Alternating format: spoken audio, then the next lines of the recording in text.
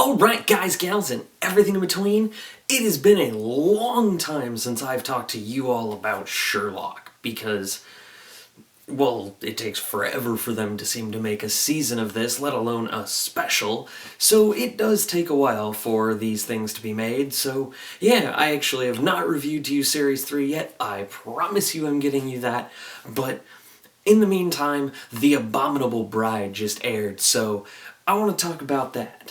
Sherlock, The Abominable Bride. Sherlock, The Abominable Bride is a special that's not quite Christmas because they, for some reason, pushed it away from Christmas. Not sure why. And now it is airing on New Year's Day. Here we are. And it's awesome. I'm treating this more like a movie review than a TV show review because this is kind of a standalone special. I'm not going to really delve too deep into spoilers, but I'm going to let you know my thoughts on the episode. Because, for me anyway, I chose to do it as a movie review style as opposed to my in-depth TV show reviews. This episode is a lot, for some reason, harder to come by after it's aired.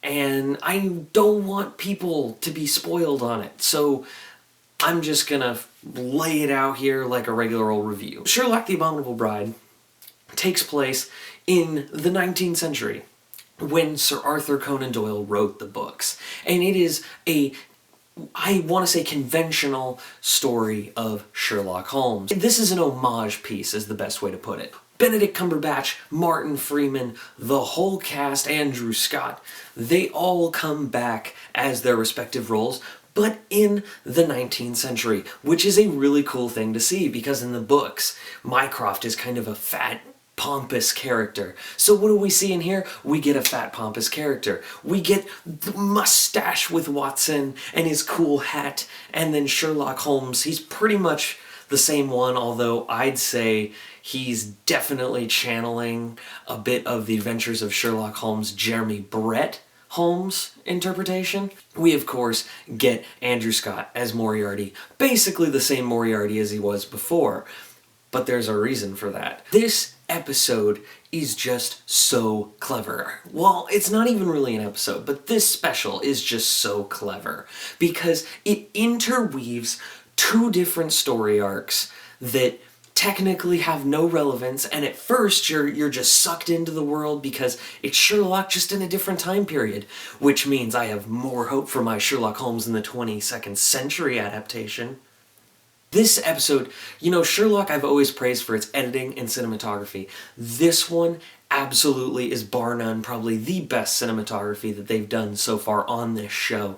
I mean, the beauty and the scope of London with the fog and the use of color and light, using the blues, whereas the modern day Sherlock uses a lot of gray and black. This one used a lot of blues and oranges, and just the tint reflected the time. The references to Study in Pink or Study in Scarlet, depending on what adaptation you look at, the references to the Mind Palace, just everything seamlessly flowed together. And they even had moments where they flashed through important scenes in Sherlock's life, and those were so perfectly woven together, including a spot at a waterfall. That's the classic Reichenbach fall scene. It is downright spectacular.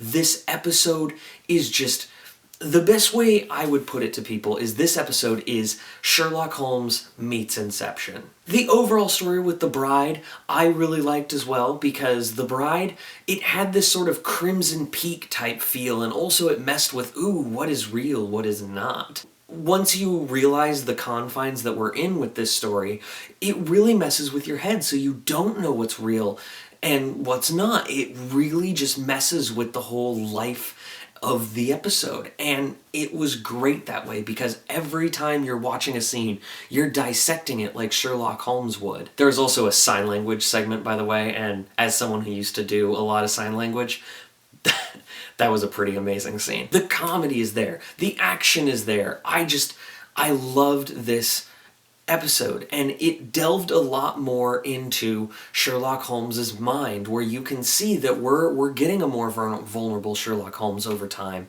and that was a really cool thing. There's a segment where they're talking, Holmes and Watson are talking to each other about his relationship life and how he knows that he clearly cares for women, but where is Sherlock's heart in all of this, and he doesn't want to delve into it, and he makes a remark, "I never thought I'd want a murderous ghost to come faster." And I was sitting there and I was like, oh, this dialogue is great. It is so well written. This episode is amazing. It is one of my favorite episodes of the entire series so far.